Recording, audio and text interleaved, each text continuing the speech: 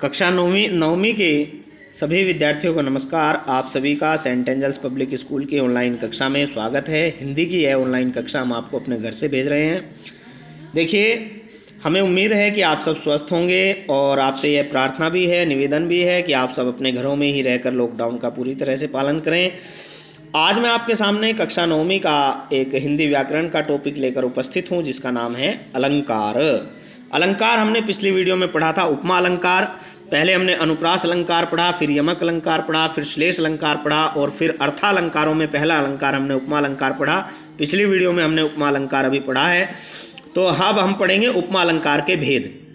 उपमा अलंकार में देखिए, उपमा के 4 अंग भी मैंने बताए थे आपको: उपमेय, उपमान, वाचक शब्द और धर्म। तो इस तरह से चारों भेदों के मैंने आपको अर्थ भी बताए थे, किस कैसे कैसे क्या पहचान है। तो उपमा अलंकार के अब हम भेद पढ़ेंगे। भेद में देखिए 2 भेद मुख्य रूप से इसमें हैं। एक पहला जो भेद है वह है पूर्ण उपमा अलंकार। पूर्ण माने पूरा, पूरा जो उपमा अलंकार है।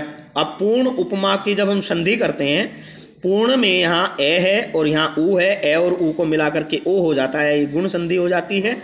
पूर्णोपमा, पूर्णोपमा अलंकार इसको कहते हैं, पूर्णोपमा अलंकार यानी। और दूसरा है लुप्त उपमा अलंकार। तो 2 इसमें भेद हैं उपमा अलंकार के। तो पूर्ण उपमा अलंकार किसे कहते हैं? देखिए, जहाँ पर उपमा के जो 4 अंग हैं, उपमेय, उपमान, वाचक शब्द, धर्म, ये चारों अंग मैंने आपको बताए थे। उपमेय वह होता है जिसकी समानता बताई जाती है, जिससे समानता बताई जाए वह उपमान होता है, और जो शब्द होते हैं समानता बताने वाले वो वाचक शब्द कहलाते हैं, और जो गुण बताया जाता है वह धर्म होता है। तो जहाँ जिन काव्य पंक्तियों में या जहाँ पर उपमा के चारों अंग विद्यमान हो वहाँ पूर्णोपमा अलंकार होता है। पूर्णोपमा अलंकार वहाँ होता है जहाँ पर उपमेय, उपमान, वाचक शब्द, धर्म चारों चीज़ जिन काव्य पंक्तियों में उपलब्ध होती हैं, विद्यमान होती हैं, तो वहाँ पूर्ण उपमा अलंकार होता है। जैसे आप देखिए, क्वेश्चन देखिए, उदाहरण देखिए, मोम सा तन घुल चुका है अब, दीप सा मन जल चुका है अब। मैंने आपको उपमा अलंकार की एक पहचान भी बताई थी, जिसमें सा, सी, से, सम, सरिस, समान आदि आते हैं, वह उपमा अलंकार होता है। तो हम क्योंकि भेद पढ़ रहे हैं, पहला भेद हम पढ़ रहे हैं पूर्ण उपमा अलंकार, पूर्णोपमा अलंकार का भेद, जहाँ पर चारों अंग होते हैं, उपमेय, उपमान, वाचक शब्द, धर्म, जिन काव्य पंक्तियों में चारों चीज़ें विद्यमान होती हैं वहाँ पूर्ण उपमा अलंकार होता है। जैसे मोम सा तन घुल चुका है अब, दीप सा मन जल चुका है अब।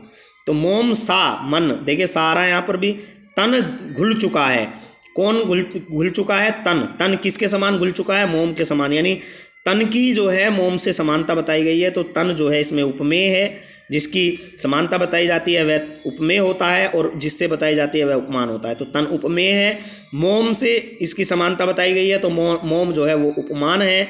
सा शब्द जो है इसमें वाचक शब्द है, और मोम की तरह कैसा होगा? घुल चुका है, यानी जो ये घुल शब्द है, घुलना, ये जो है ये धर्म है। तो इसी तरह से नीचे वाली लाइन देखेंगे आप, दीप सा मन जल चुका है अब।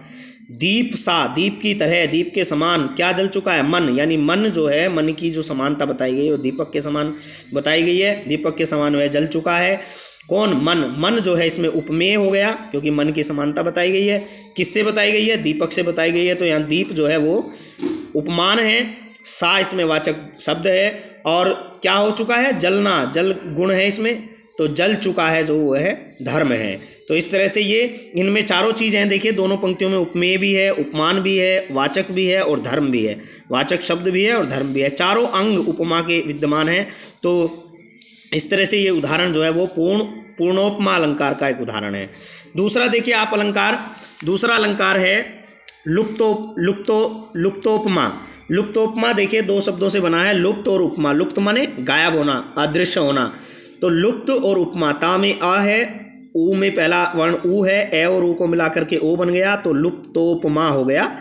लुप्त उपमा यानी जहाँ पर कोई भी अंग, 1 अथवा 2 अंग जो है वो लुप्त रहते हैं, अदृश्य रहते हैं, गायब रहते हैं। देखिए क्या, उपमा के चारों अंगों में से जहाँ 1 अथवा 2 अंग लुप्त हों वहाँ लुप्तोपमा अलंकार होता है। उपमा के 4 अंग हैं, उपमान, उपमेय और वाचक शब्द और धर्म। इनमें से 1 या 2 जहाँ गायब हो, जिन काव्य पंक्तियों में ये 2 हों या एक भी गायब हो तो वहाँ जो है लुप्तोपमा अलंकार होता है।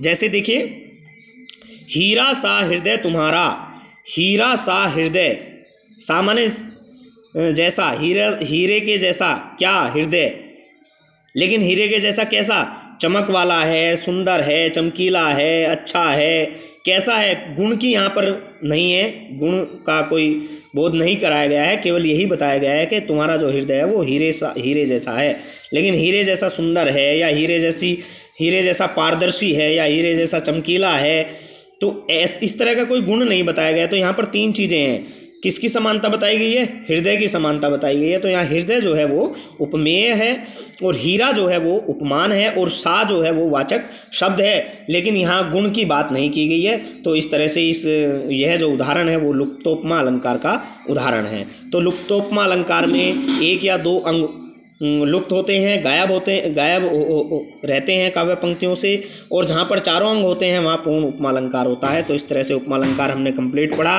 मुझे उम्मीद है कि आपको सबको समझ में आया होगा। कक्षा 9th के सभी बच्चों के लिए है ये, और इसमें आप प्रैक्टिस करेंगे, याद करेंगे इनके उदाहरणों को। धन्यवाद।